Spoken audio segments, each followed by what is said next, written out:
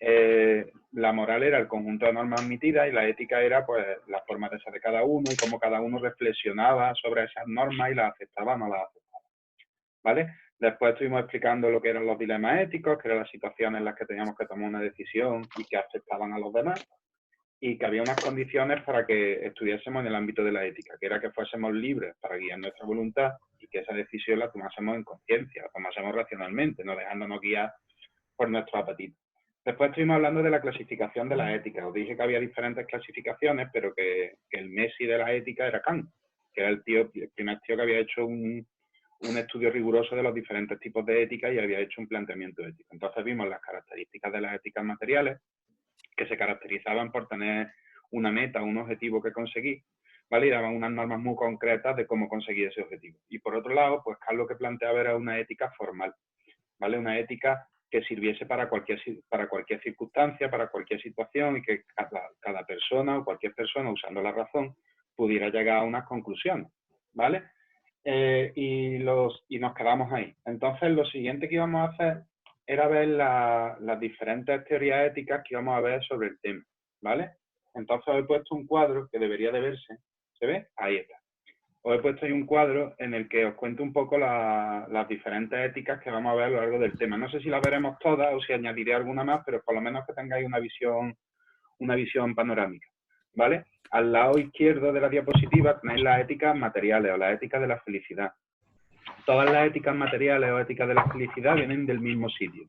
Vienen del planteamiento ético que hizo Aristóteles, que lo llamó eudaimonismo o eudaimonía, ¿vale?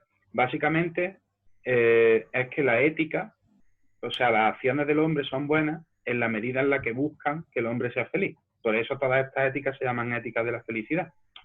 La movida estaba en que definir que la felicidad es algo muy complicado, ¿vale? Pues, por ejemplo, para mi amigo Rafa Delgado, la felicidad es irse a los cuarteles, ¿eh? ¿Cómo se llama eso que hagáis? Grupo. A los grupos, ¿vale? A lo mejor para mí la A los felicidad grupos. es a los grupos. A lo mejor la felicidad para otros es, por ejemplo, para mí es irme a comer hamburguesas al McDonald's con mis niños, ¿vale? Entonces, definir la felicidad es algo muy complicado. Entonces, según la visión que han ido teniendo de la felicidad, pues han ido surgiendo diferentes éticas de la felicidad. Ahí os pone, por ejemplo, el estoicismo, ¿vale? Que básicamente lo que dice que la felicidad no se puede conseguir, que siempre nos falta algo. Entonces, lo que tenemos que hacer es intentar tener un estado de paz interior, de equilibrio, que nos haga alejarnos de las cosas materiales y así, como si nos alejamos de las cosas materiales, no nos fastidian y así estamos siempre felices, ¿vale? Y después está el hedonismo, que el hedonismo identifica la felicidad con el placer, ¿vale? Ya sea el placer físico o el placer entendido como el bienestar social. Y después, por el otro lado, tenemos las éticas formales, que son las éticas de la justicia, o son éticas que tienen un carácter más universal, ¿vale? Que lo que buscan es un modelo de comportamiento que le sirva a todo el mundo. Ahí tenemos la ética formal de Kant, que será el punto fuerte del tema, junto con Aristóteles, y a partir de la ética formal de Kant surgen diferentes tipos de éticas, como la ética discursiva, que es una ética del siglo XX de la Escuela de Frankfurt, que lo que busca es que esa ética universal surja del consenso. Es una cosa un poco paradójica, porque es como que vamos entre todos ponernos de acuerdo qué es lo que queremos todos, ¿vale? Eso ahí se distingue entre las éticas de máximo y de mínimo, que con eso también nos pararemos en el tema. Y por último, la ética de la justicia de John Rawls, que lo que habla es de una cosa que ha salido muchas veces en clase y muchas veces de las que hablo con vosotros, sobre el tema de la igualdad y la equidad y qué significa eso de ser justos con la gente. Vale, pues más o menos ese es el menú que tenemos de aquí a que sacarse el encierro este que tenemos, que estamos sufriendo.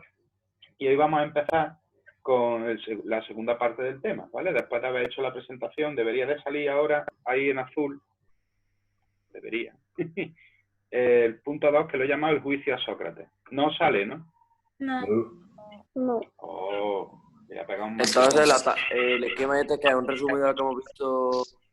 Este esquema de las teorías éticas lo que hace un poco es resumir la idea de las éticas formales y las éticas materiales, ¿vale? Y explicaros o presentaros las diferentes éticas que vamos a ver. Y seguís viendo la misma diapositiva, ¿no? Bueno, sí. pues no pasa nada. Está congelado. No pasa nada.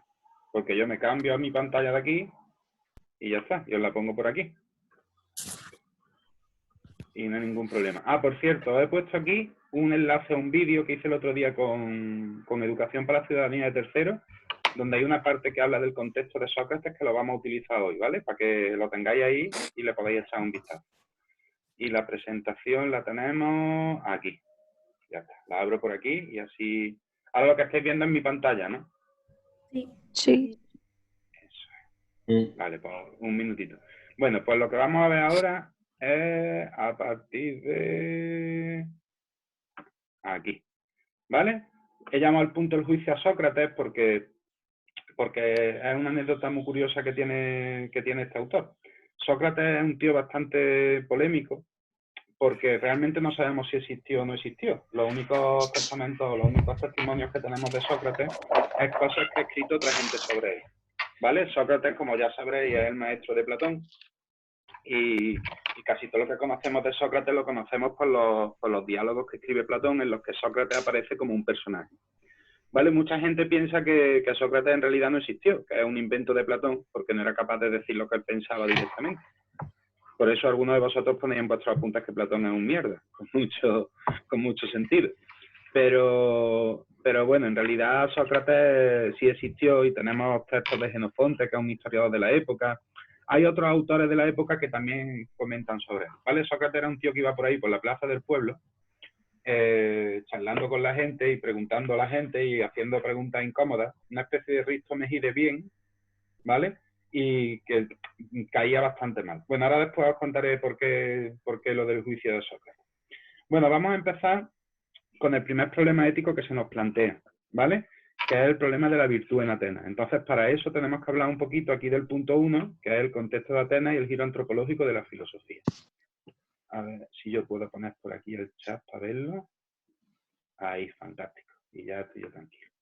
Bien, pues, bueno, pues la historia es que Atenas durante el siglo V a.C. Se convirtió en la ciudad más importante del mundo mediterráneo, ¿vale? Por una serie de cuestiones geopolíticas, el alcalde que había en Atenas en aquella época, que se llamaba Pericles, consigue hacer un pacto con todas las... Dime. El otro Rafa me comunica que vaya un poquito más despacio. En su línea, vale, voy un poquito más despacio. Sí, que vaya más despacio, cipote, que no me da tiempo. Textualmente ha dicho eso, ¿no? Sí. Vale. Bueno, pues eso. Que Atenas durante el siglo IV a.C., por una serie de circunstancias, se convierte en la ciudad más importante que hay en el Mediterráneo, ¿vale? Pericles, dime. Siglo IV, siglo V. Eso digo yo. Siglo V, ¿vale? Que es el siglo de oro del mundo clásico. Vale.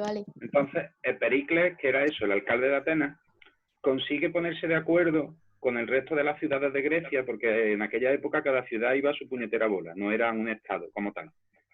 Entonces lo que hace es ponerlos a todos de acuerdo para que pongan un fondo común de dinero para poder contratar mercenarios y dotar de armamento a sus ejércitos por si había amenazas externas, ¿vale? Por si los persas intentaban invadirlos. Entonces Pericles, como buen político, que parece político español del siglo XXI, lo que hizo fue coger ese dinero y utilizarlo para que Atenas, para reconstruir Atenas, ponerle murallas, hacer el Partenón, que es el edificio ese bonito que hay encima de la ciudad de Atenas, y se gastó el dinero en su ciudad. ¿Vale? Entonces, pues Atenas durante todo ese siglo V, pues le fue bastante bien, fue un referente del mundo occidental. Y tenían un modelo democrático, ¿vale? Que en el vídeo que os he puesto explica un poquito más tranquilamente lo de la democracia de Grecia para que lo veáis. La historia es que en el siglo IV a Pericles le da el coronavirus y se muere ya el hombre de viejo y Atenas entra en crisis. Hay una dictadura que dura unos meses que se llama el gobierno de los 30 tiranos. La gente evidentemente se rebela contra esos 30 tiranos y se vuelve a instaurar la democracia. Pero Atenas ya no era lo que era antes. No tenían ese poderío económico, había ciudades que tenían más influencia económica que ellos, y la gente empezó a utilizar el sistema democrático pues para buscar sus propios beneficios, en vez de para buscar el bien común. Entonces aquello se fue un poco a tomar por saco. Y aquí surge el problema de la virtud, ¿vale? Que es un concepto, el primer concepto ético que vamos a tratar, y es el primer contenido del tema historiográfico. Os he puesto aquí el dibujito este, que ha sido casualidad absoluta porque os he hecho la plantilla hasta con Canva, pero me venía bastante bien. Lo primero que tenemos que tener claro es cómo entienden los griegos las ciudades, ¿vale? Para ellos una ciudad es el conjunto de los individuos. Para el griego la vida en comunidad es algo súper importante.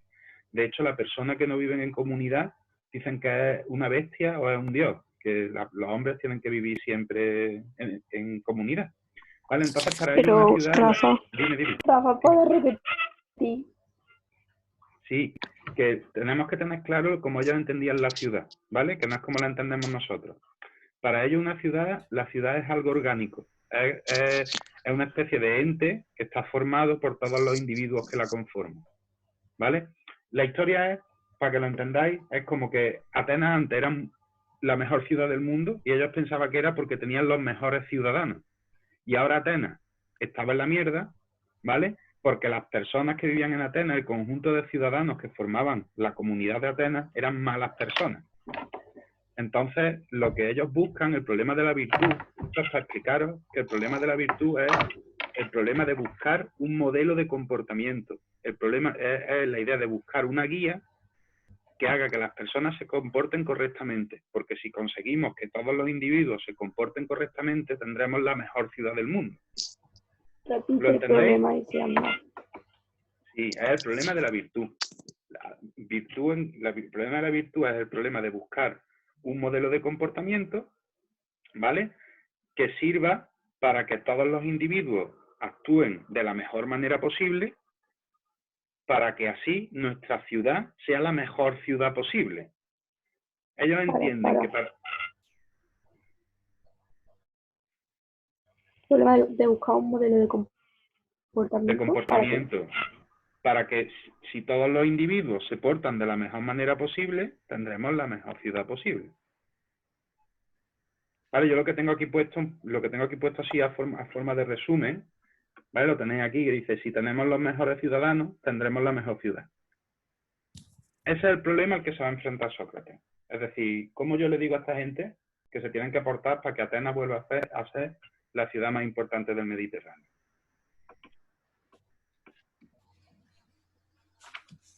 Uy, que la lío. Vale. Aquí surge un debate bastante curioso, ¿vale? Y es el concepto de ciudadano. Porque para nosotros la idea de ciudadano, el concepto de ciudadanía es algo que tenemos muy interiorizado. Porque, por ejemplo, ¿quién es ciudadano de Santaella? Pues todo el que vive en Santaella. Soy yo. Claro, no hay problema. Los que viven en La Montiela no son de Bueno, Santaella. la Sonia no. Y el David tampoco.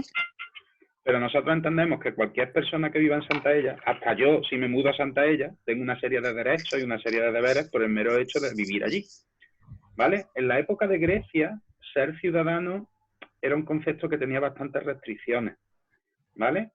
Era un concepto que se limitaba a las personas, hombres, no mujeres, que pertenecían a familias que siempre habían vivido en Atenas, que pertenecían a las familias importantes de Atenas. Entonces, las personas de clase baja, todas las mujeres, las personas que venían de ciudades vecinas, esa gente no eran ciudadanos, no tenían capacidad de decisión y no eran personas relevantes en la sociedad de Atenas. Simplemente eran los hombres que pertenecían, los hombres mayores de edad que pertenecían a las familias nobles, ¿vale? Entonces el concepto este de ciudadanía es bastante restrictivo. En el vídeo que os he puesto, aparte de a los hombres mayores de edad, ¿qué? Que pertenecían a las familias nobles, eso eran los ciudadanos. ¿Vale? En el vídeo ese que os he puesto, que habla de la democracia griega, es que entre esos hombres de las familias nobles tomaban las decisiones de lo que se tenía que hacer, ¿vale? Y el problema de la democracia fue que después del gobierno de los 30 tiranos, pues los ciudadanos, ese pequeño grupo de ciudadanos que decidían, pues lo que hacían era buscar su beneficio propio, en vez de pensar en el bien común. ¿Vale? Pues ese es el problema, ese es el contexto en el que nos encontramos. Y el problema que vamos a tratar es el problema de la virtud. Podemos pasar a la siguiente. ¿Vale? Aquí. Y aquí ya vamos a hablar vamos a meternos ya en materia, en cosas chulas. Aquí ya está el jamón del rico, ya hemos pasado el tocino. Bueno, pues al problema de la virtud, que es el que vamos a tratar hoy, se dedican dos grupos de pensadores, ¿vale? O hay dos posturas sobre el problema de la virtud. Por un lado tenemos a los sofistas y por otro lado tenemos a Sócrates, ¿vale? Nosotros el que vamos a estudiar es a Sócrates, pero no se puede entender a uno sin el otro. Es como si te preguntan, ¿cómo de bueno es Messi? Pues si tú no explicas quién es Cristiano y lo bueno que es Cristiano, no puedes explicar lo bueno que es Messi. O si te preguntan, ¿cómo toca de bien la banda de Semana Santa de Sevilla? Pues si tú no explicas lo bien que toca la banda de Semana Santa que hay en Córdoba, pues no entiendes lo buena que es la otra, ¿vale? Pues esto es un poquito lo que pasa. Entonces vamos a empezar con los sofistas, ¿vale? Porque Sócrates lo que hace es pelearse con ellos. Los sofistas eran un grupo de sabios, de intelectuales, que habían llegado desde fuera de Atenas, porque como veían que allí había dinero y que los aristócratas o los ciudadanos de Atenas eran fácilmente manejables, se fueron allí a intentar sacar provecho de aquella situación. Entonces los sofistas se dedicaban a educar a los hijos de los ciudadanos. Eran como profesores particulares o profesores de colegios privados, ¿vale? Y esos sofistas lo que intentaban era convencer a los ciudadanos, convencer a los aristócratas que tomaban las decisiones, de que tomasen las decisiones que a los sofistas les venía bien, ¿vale? Entonces, estos sofistas, cuando reflexionan sobre el problema de la virtud, lo que hacen es diferenciar entre cómo funcionan las cosas en la naturaleza y cómo funcionan las cosas en la sociedad, ¿vale? Lo que hacen es analizar las leyes. Entonces, ahí he puesto en el punto 1, pone physis contra nomos, ¿vale? Physis en griego significa naturaleza. Los sofistas van a empezar reflexionando sobre cómo funcionan las reglas de la naturaleza, ¿vale? Chicos, si mezcláis, si echáis agua al fuego, ¿qué va a salir? Humo. Humo. Y siempre va a salir humo, ¿que sí? Aurora, vas con retraso. No pasa nada, no pasa nada. Es que es muy temprano. Yo también voy un poco en cámara lenta. Bueno, pues las leyes de la naturaleza, como cuando echas agua al fuego siempre sale humo, son leyes que siempre son de la misma manera. Son leyes necesarias, ¿vale? Y leyes que más o menos podemos comprender o podemos prever racionalmente. Bien, eso lo había entendido, ¿no? Son necesarias y que Son necesarias y las podemos entender racionalmente, las podemos comprender con la razón, ¿vale? Entonces los sofistas, su tesis principal es que la virtud, el modelo de comportamiento, no es como las leyes de la naturaleza, no tiene ese mismo estatus, ¿vale? No podemos definir la virtud o no podemos definir cómo debe ser el comportamiento de las personas como racionalmente y como se conocen las leyes de la naturaleza. Tiene una naturaleza diferente, ¿vale? Es como si tienes un iPhone y te compras un Xiaomi y intentas hacer lo mismo que hacías con el iPhone con el Xiaomi. No, Xiaomi funciona de otra manera. Pues eso es lo que dicen los sofistas. Que para definir... Rafa, Dime. ¿y el gnomo ese que es la...? Ahora voy. Al Nomos no he llegado todavía. Todavía el Nomos no vale. he llegado todavía. Vale, si os dais cuenta, por lo que hemos visto en el tema anterior, aquí la filosofía da un giro. Nosotros hemos visto una filosofía antes que se preocupa, la metafísica y la filosofía natural, que se preocupaba por cómo se movían los planetas, cómo ocurre el cambio en las sustancias. Aquí la filosofía realiza lo que se llama el giro antropológico, ¿vale? La filosofía deja de preocuparse por problemas de carácter natural y empieza a preocuparse por lo que realmente nos perturba a los hombres, por nuestros propios problemas, ¿vale? Como por ejemplo el problema de la virtud o cómo sacar a Atenas de la crisis. Y eso se llama el giro antropológico, ¿vale? No sé por qué pone aquí que quedan 10 minutos si yo no llevo media hora hablando, o ya llevo media hora hablando. Lleva media hora hablando. Madre mía, soy un campeón. Bueno, Sí. pues vamos a aprovechar estos 10 minutos. Me voy a tener que poner un cronómetro aquí, ¿eh? Madre mía. Bueno, que los sofistas dicen que el problema de la virtud no se puede tratar como los problemas de la naturaleza. Y entonces hablan del nomos. Nomos se refiere a las leyes de la ciudad, ¿vale? Nomos en griego, si no recuerdo mal, significa tratado y se refiere a las leyes de la ciudad. Esas leyes de la ciudad, ¿vale? Se determinan por consenso. Cada ciudad tenía sus propias leyes. En Atenas tú podías ir con toga por la calle, sin embargo en Esparta tenías que tener una tableta. Cada ciudad establece sus propias normas. ¿Y cómo las establece? Pues poniéndose de acuerdo. Básicamente los sofistas lo que van a decir es que la virtud no se puede establecer racionalmente. La virtud tenemos que ponernos de acuerdo nosotros en qué consideramos virtud. ¿Vale? Los dos sofistas más importantes os los he puesto ahí, que son Gorgias y Protágoras. ¿Vale? Os explico lo que dice cada uno de ellos. Gorgias defiende una postura que se llama el escepticismo. Paro. Lo tenéis escrito ahí, Gorgias y Protágoras, ¿eh? Ya, sí. Pues yo eso no lo veo. Sí, hombre, lo tenéis que ver en la Debajo pantalla. de Fisinomos. Ahora, en el punto 2 sí, y el sí, punto 3. ya.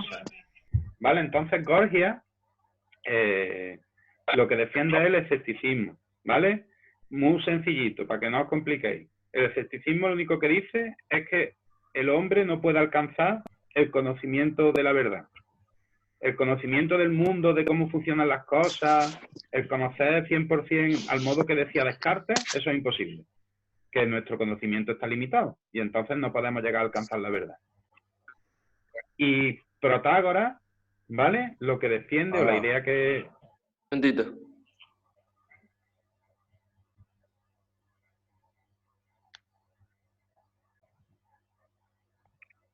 Cuando quiera.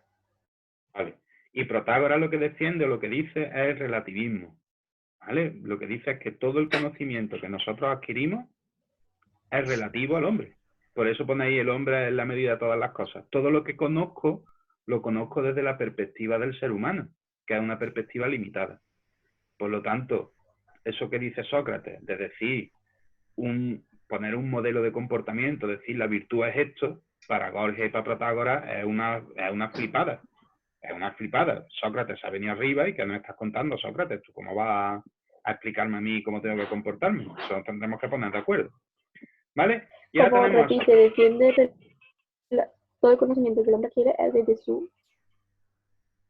todo el conocimiento es relativo al ser humano, un conocimiento reducido. Lo vemos desde la perspectiva del hombre, no podemos tener un conocimiento general. Entonces, ni Gorgias ni Protágoras pueden aceptar que Sócrates les diga, la virtud es esto, y solo es esto. ¿Vale? Bueno, pues vamos con Sócrates, que era un polémico. Como he dicho antes, Risto Mejide, bien. Sócrates se pelea con los sofistas y les dice que todo lo que están diciendo son paparruchas. Que sí se puede, eso que pone ahí en el punto 1 del optimismo epistemológico, Sócrates piensa que si usamos la razón correctamente, podemos alcanzar la verdad, podemos alcanzar el conocimiento. Él cree que si usamos la razón de manera correcta, podemos superar el escepticismo y el relativismo. ¿Vale? Eso tiene una consecuencia, que es el punto 2, que es lo que se habla ahí del intelectualismo moral. Es muy sencillo. Paro. De todas maneras, Sí. esto lo estoy grabando para que luego lo escuchéis otra vez, ¿eh? Ya, hombre, pero si nos hemos levantado... Si me Has lo llevo dicho ya que- copiado, pues eso que me Hombre, piensa que si usamos la razón de forma correcta... podemos Era superar el dicho. escepticismo y el relativismo. Rafa, Dime. Sócrates piensa que si usamos la razón de manera correcta, Podemos superar el escepticismo y el relativismo. ¿Vale? Y eso tiene una consecuencia. ¿Cuál es la consecuencia? Pues muy fácil. Si yo tengo un problema, ¿a quién le voy a hacer caso? ¿A mi amiga Jenny o a un tío que tiene un doctorado? Hola, Jenny. Vale, vosotros sois sofistas. ¿Vale? Pues mi amiga. Si tengo que parar una pandemia la global, corona. si tengo que parar una pandemia global, ¿a quién le voy a hacer caso? ¿Al profe de Al de filosofía doctorado. o a un virólogo? A un En virólogo. este caso a los médicos y a la gente que ha estudiado. Pues eso es lo que me está diciendo Sócrates. Sócrates piensa que para solucionar el problema de la virtud, para llegar a una respuesta en el ámbito de la moral, ¿vale?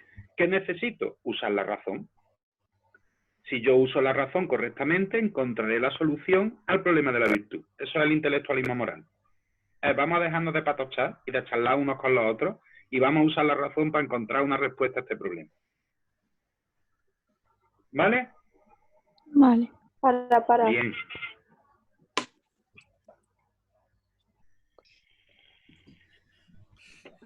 Bueno, como quedan 4 minutos, voy a parar, ¿vale? Y os pongo otro enlace en Classroom para seguir.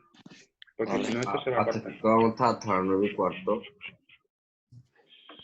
No, hombre, pero por lo menos hasta las 9 sí estaremos. Ya, Vale. Venga, Vale. corto y os engancho otra vez. Os pongo el enlace.